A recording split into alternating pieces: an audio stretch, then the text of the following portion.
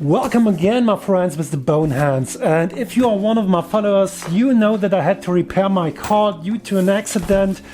A retiree crashed into my car, said, "What's up, Sasha?" "What's up, what's up?" "Not my boss, not my boss, sit down."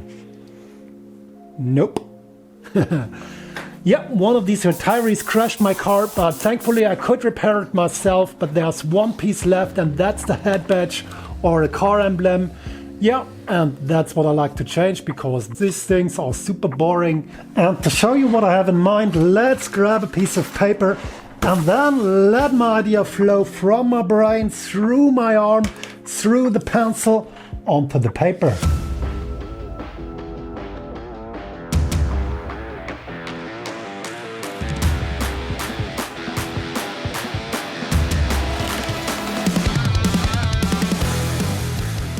Yeah, that's it. That's my idea for my car emblem for the head badge.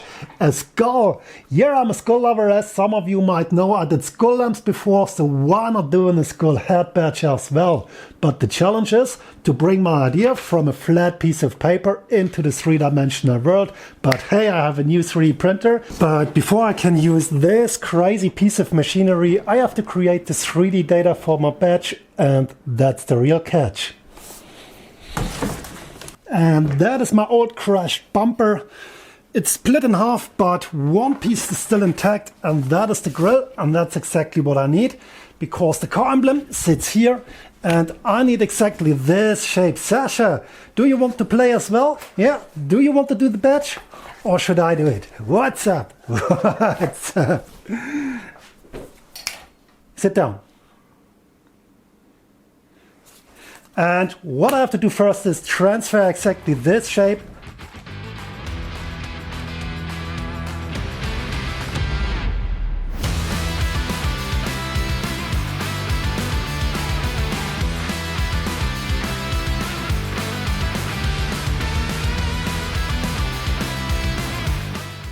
And the second trick, before you put it on the scanner, just stick it on a piece of paper. That's much easier.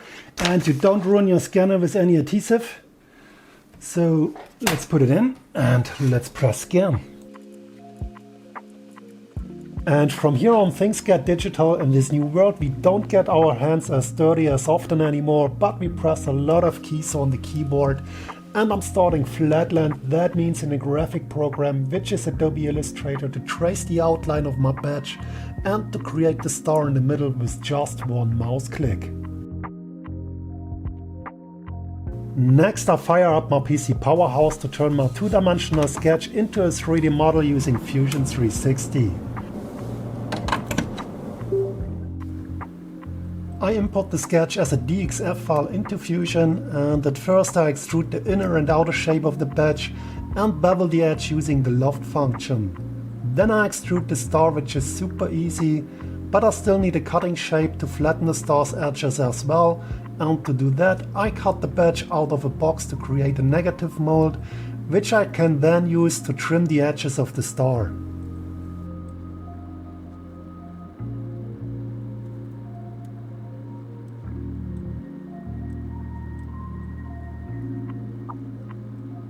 And the crazy part, the thing that really eats up time, is the skull.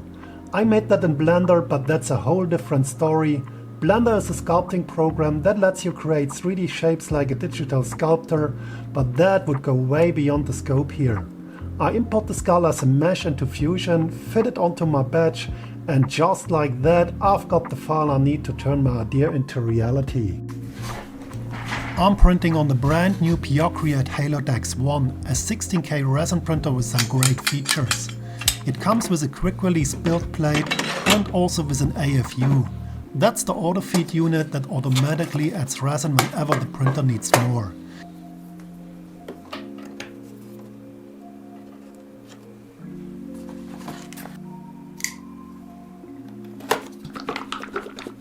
Just put your resin tank on the little scale and add a tube connected to the printer, and the printer can suck more resin whenever it's needed. It also has a super cool feature. The LCD screen has a new motion structure. It moves upwards toward the fixed build plate, and that eliminates any wobble in the system and guarantees super precise prints. And that's exactly the reason why I'm using the new Halot X1.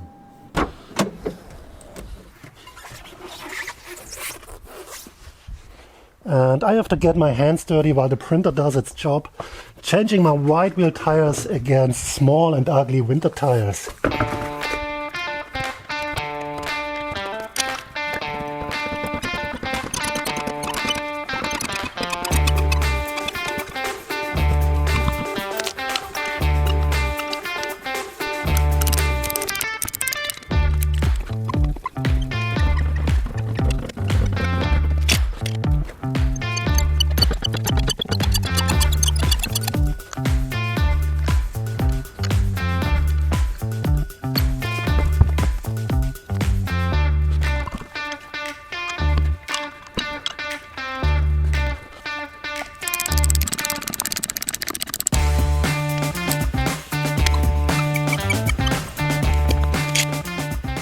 And one important tip when changing your tires, don't forget to use your torque wrench to fasten your bolts with the correct tension.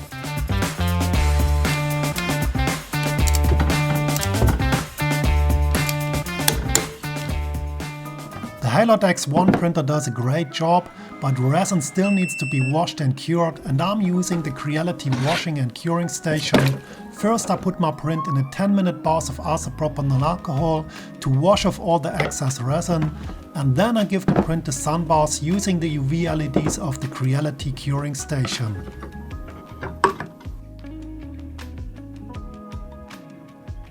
But since I want to put this piece on the front of my car, I have to make sure it's weatherproof and also UV resistant.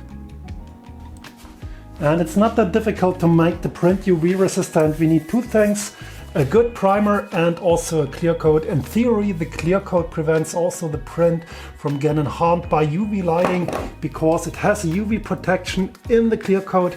But I will flatten the color and I'm going with a black primer as well. And yeah, when using a primer, we have a super good adhesion. And I stick my print on one of these cups, so I have a bit space underneath. Yeah, super easy. Just shake the can.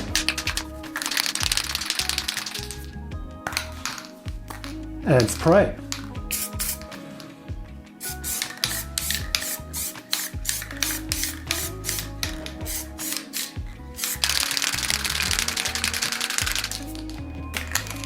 Ten minutes later and we are ready for the final UV protective clear coat.